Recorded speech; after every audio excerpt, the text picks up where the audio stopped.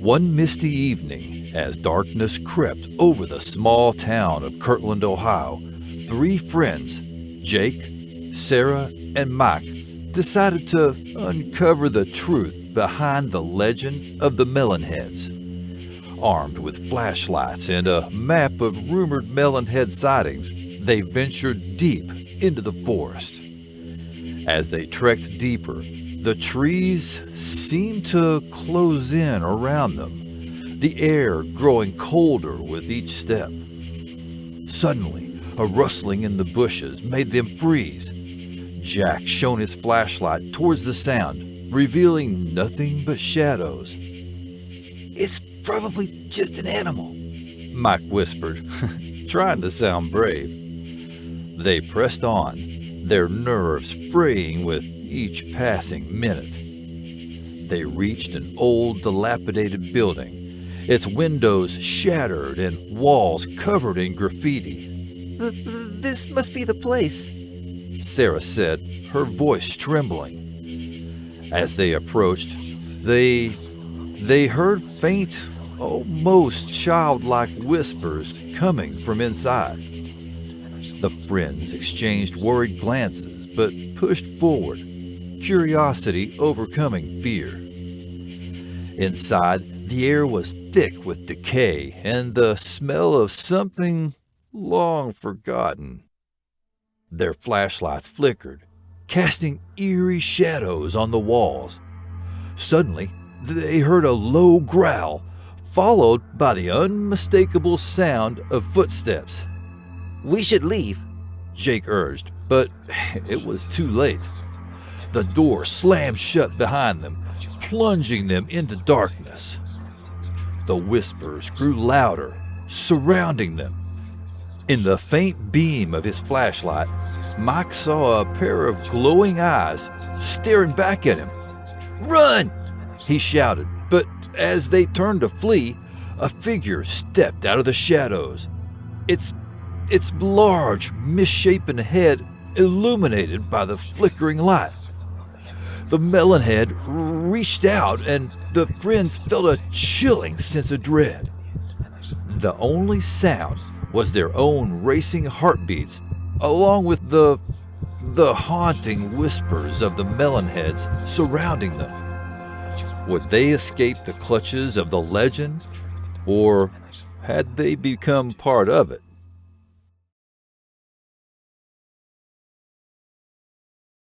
If you're not from Michigan, Ohio, or Connecticut, you may not have heard of the Melonheads. In the dark corners of American folklore, few tales are as unsettling and pervasive as the legend of the Melonheads. They have huge, bald, bulbous heads, just abnormally big fucking noggins. A couple of articles I saw described them as mischievous with razor-sharp teeth, thin, spindly arms and legs with abnormally pale skin. A lot of the sightings occur while people are driving. Their headlights will catch a small glimpse of hairless heads sticking out of the woods in Ohio, Michigan, and Connecticut. Each state has its own version of the story, yet all share a common thread. The Melonheads are the remnants of twisted experiments and tragic fates. In terms of aggression, most sources say they are incredibly aggressive. Others claim they are rather docile due to inflammation and mental illness from their swelling heads. The Ohio Melonheads are probably the most well-known, with a sinister doctor who allegedly conducted grotesque experiments on children in a hidden asylum. According to the lore, these children developed swollen craniums in a feral nature. Eventually, they escaped into the surrounding forest, where they now lurk, emerging occasionally to terrorize those who get too close to their domain. In Michigan, the Melonheads are said to have been the result of an orphanage fire, where children fled into the woods to escape the flames. Over time, they are believed to have mutated due to exposure to toxic chemicals from a nearby industrial site. These melonheads are known for their freaky, high-pitched cries that echo through the trees, making many a man have a need for clean drawers. Connecticut's version of the Melonhead legend centers around the towns of Shelton and Trumbull. Here, the story takes a darker turn with accounts of a deranged family known as the Melonheads. This family, driven to madness by isolation and inbreeding, developed the characteristic enlarged heads and a taste for vengeance. Some versions of the tale suggest that they prey on unwary travelers, seeking to avenge their tormented existence. Despite the regional differences, the core of the Melonhead legend remains consistent. These beings are the tragic products of human cruelty and misfortune. Their presence is a grim reminder of the horrors that can sprout from bullshit science, environmental neglect, and isolation. There are many folks that attribute missing person reports and mutilated animal parts to the Melonheads. As you delve into the eerie world of the Melonheads, remember that legends are born from a kernel of truth. Whether you believe in these tales or just dismiss them as mere folklore, the haunting presence of the Melonheads will linger in your mind, making you think twice before venturing into the shadows where they're said to live. Stories about deformed country people who keep to themselves go back to 1800s Europe. For example, a large family of Melonheads supposedly once lived in Bavaria, Germany in the mid-19th century. Moreover, an inbred family of Melonheads, known as Weebleheads, were said to live outside Risbury, England, around 1900. The Melonhead stories of Ohio are primarily located in the Cleveland suburb of Kirtland. According to local lore, the federal government commissioned Dr. Crow shortly after World War II to treat children who suffered from a rare condition known as hydrocephalus, which causes large pockets of water within the brain. Crow ran a small institution of sorts for these children and donated not only his services, but also his home in the woods for the venture. The government sent him these children, purportedly in the middle of the night. His thinking was that he was doing a good deed and a great favor to society. According to one version of the legend, Crow had devoted his life to helping the children, who were ostracized from the community due to the size of their heads. People are just assholes, aren't they? Crow took mercy on these poor children and allowed them to live with him in the woods, shielding them from the cruelty of the outside world, where he studied them and searched for a cure. Unfortunately, Dr. Crow died of natural causes without finding a cure. Unsure of what to do next, the children simply decided to hang around the old buildings. While the house is now nothing more than ruins, legend has it that if you can find your way back there, you might encounter a melonhead or two. But don't fret, if you do spot one, chances are they'll just stand there and stare blankly back at you. Creepy. A more widely held version of the legend paints a more sinister picture of the doctor. Crow is said to have performed macabre medical experiments on the children, who developed larger, hairless, bulbous heads and tiny, malformed bodies. Crow is rumored to have injected even more fluid into their swollen brains, causing their heads to swell up like melons. Years passed and Dr. Crow's insanity raged. The escalating evil spilled out from doctor to patient. The children, those who survived, went mad. The Melonheads set fire to the doctor's house and laboratory, destroying any and all records of the non-sanctioned experiments and deplorable abuse. They were free, but where could they go? The only home they had ever known was gone, as was the only adult they had ever dealt with. The Melonheads took to the woods, hiding together, scared, angry, seeking shelter and food wherever they could find it. They had no ability or desire to communicate with the outside world. You're not missing much. As the years passed, the Melonhead population grew. The ones who survived reproduced, creating more deformed offspring. The insanity was passed along with the physical characteristics. It's said these Melonheads hate all human beings and occasionally emerge from hiding places to attack folks in the area. They've been blamed for numerous attacks and some kidnappings. Some accounts say they stole livestock, pets, and even children, using them as a food source. Cannibalism was not out of the question in desperate times. There is yet another version that Dr. Crow was married to a kindly woman who was loved by the children. One night, Crow and his wife were arguing, and Mrs. Crow was killed, either intentionally or by accident, when she fell against the cabinet and hit her head. The children became enraged and blamed the doctor, viciously killing him and burning down the institute.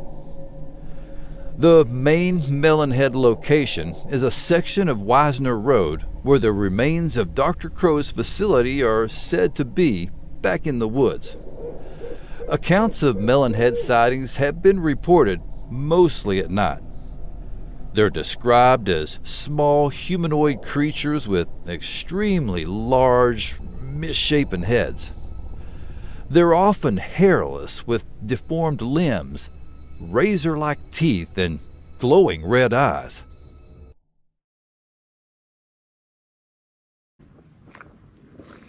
Michigan is filled with urban legends and folklore.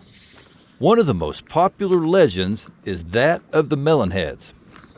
The Melonheads of Michigan are said to reside around Felt Mansion, although they have also been reportedly seen in southern forested areas of Ottawa County.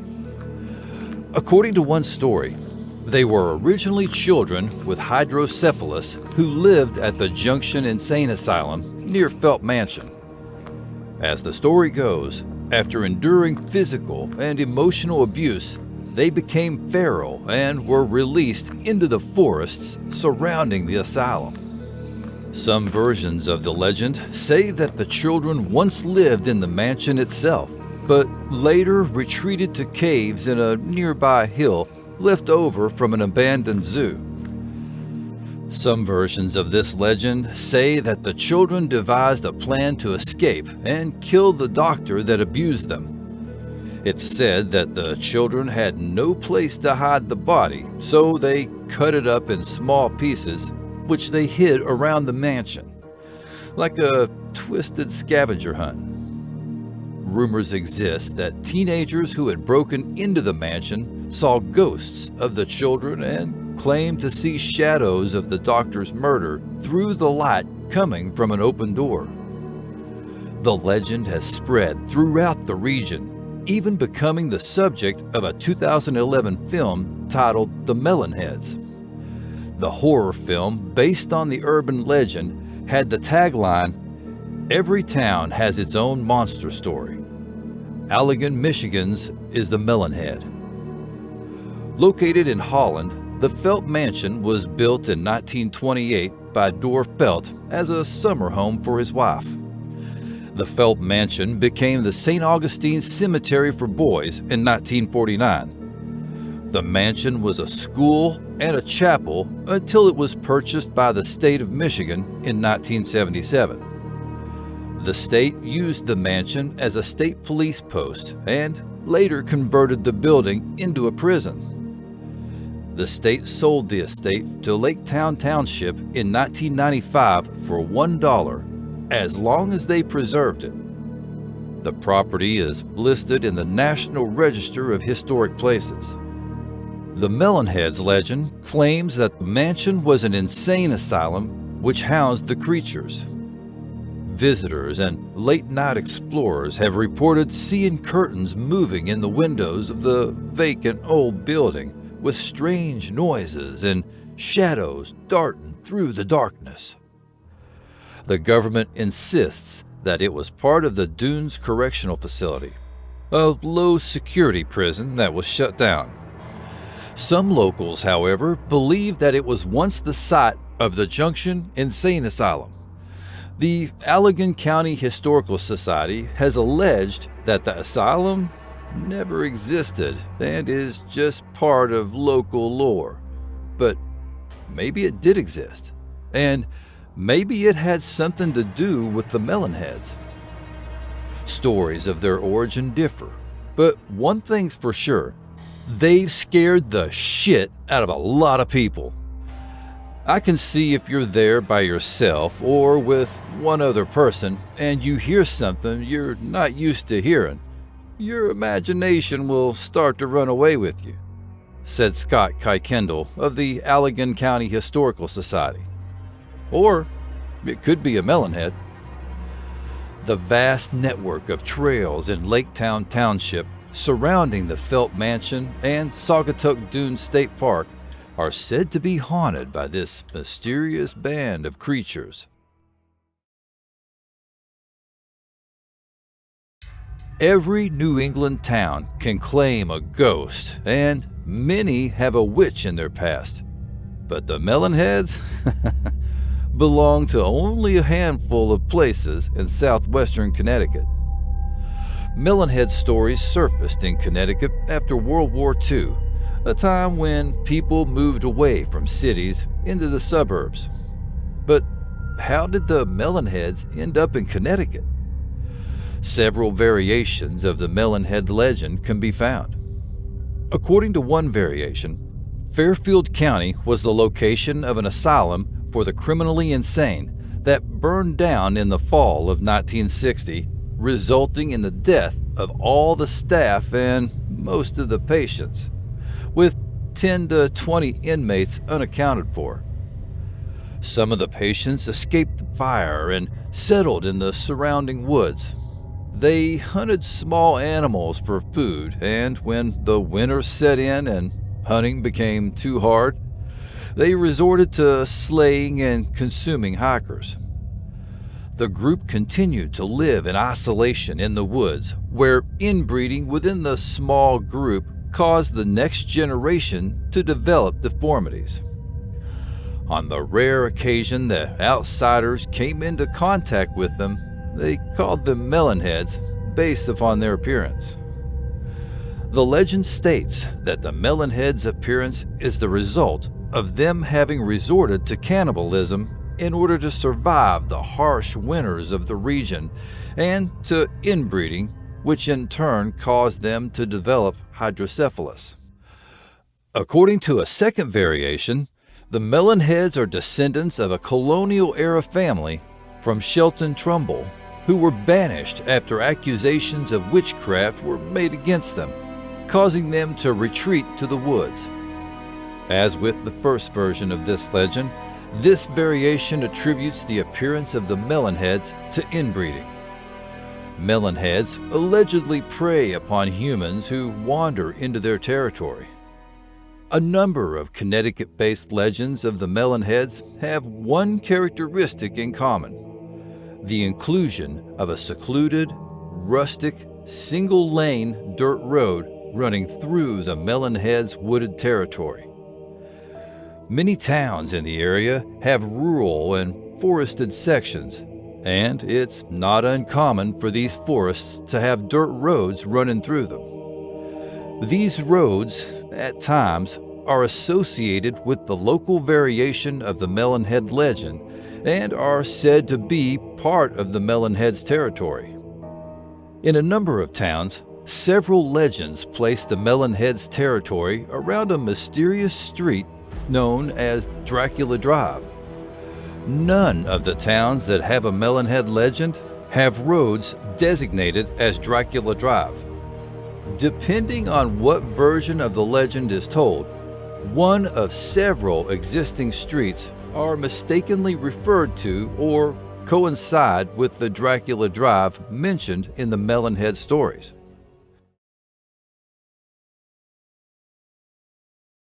While doing research for this, nearly every article included some first-hand witness accounts, meaning several folks came across these little fuckers.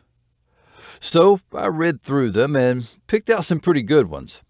The first one starts out, "My name is Tony, and I recently had an experience with the Melonheads. It was on October 5th, 2001. My stepfather, mom, stepbrother, and I were driving down Chillicothe Road in Chardon, looking for Melonheads.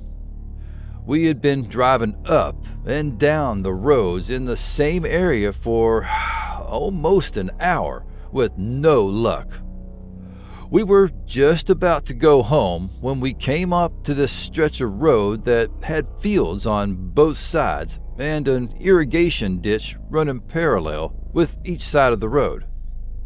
Just then, I looked out my window and I saw him, a Melonhead. He, or it, was running alongside of us next to the ditch. Since the ditch was too wide to jump over, it was running close, like it was about to jump, and then pulling away. At the time, we were going about 45 to 50 miles per hour. The Melonhead was actually keeping up with us. It's the $6 million Melonhead. It didn't look anything like I'd heard in the stories. He looked about the same height as me, 5'7", and was wearing brown pants which were very ripped up. And where the seams would be, it was held together by what looked like corn husk. It wore a white shirt with brown and red stains all over it.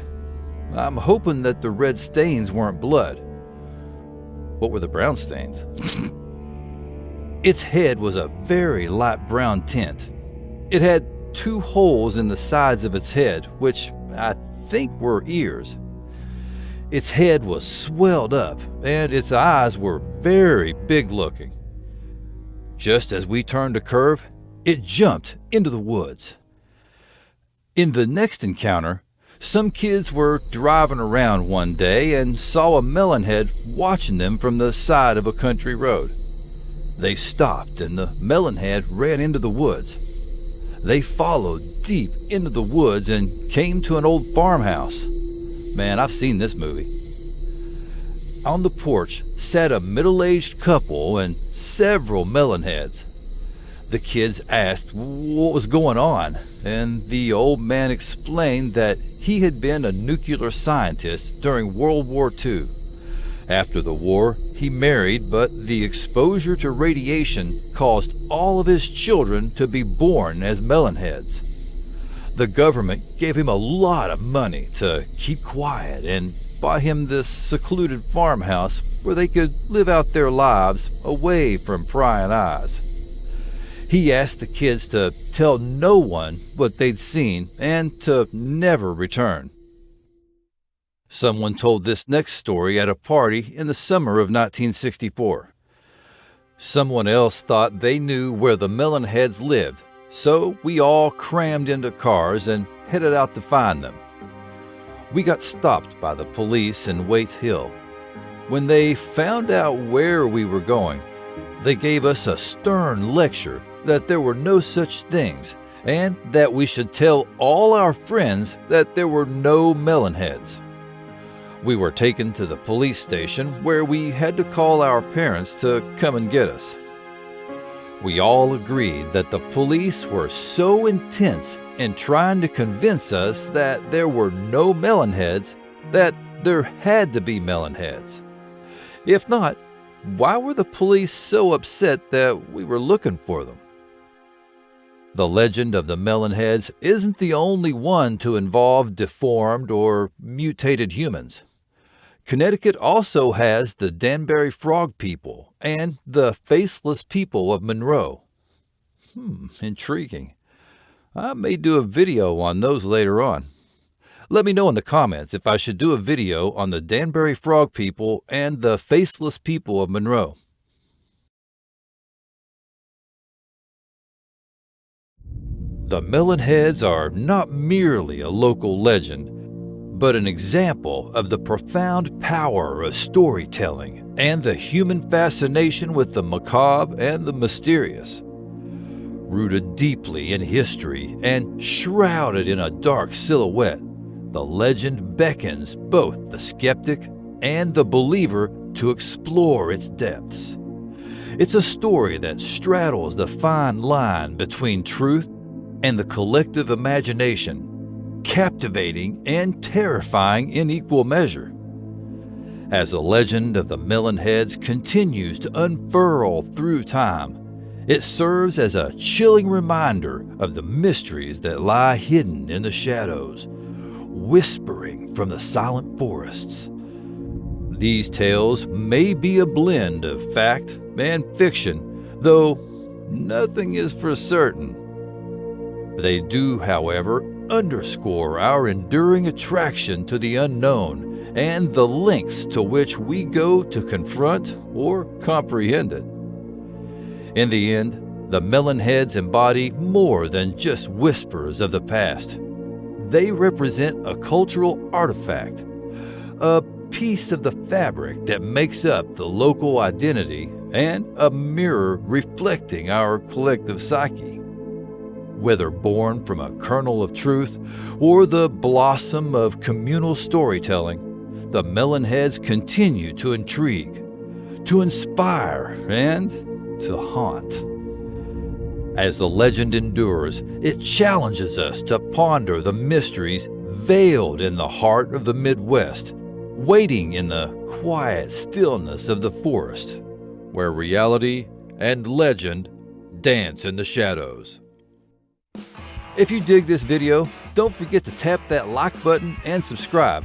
That way you won't miss out on more of my strangeness. And I really appreciate it. I also got some pretty kick-ass merch, personally designed by me. The link's in the description. I got Stay Creepy mugs, t-shirts, stickers, and all kinds of badass miscellaneous shit. Until next time, y'all keep it real, keep it chill, and stay creepy! Catch you on the flip. Thank you for watching and listening until the very end. You kick total ass.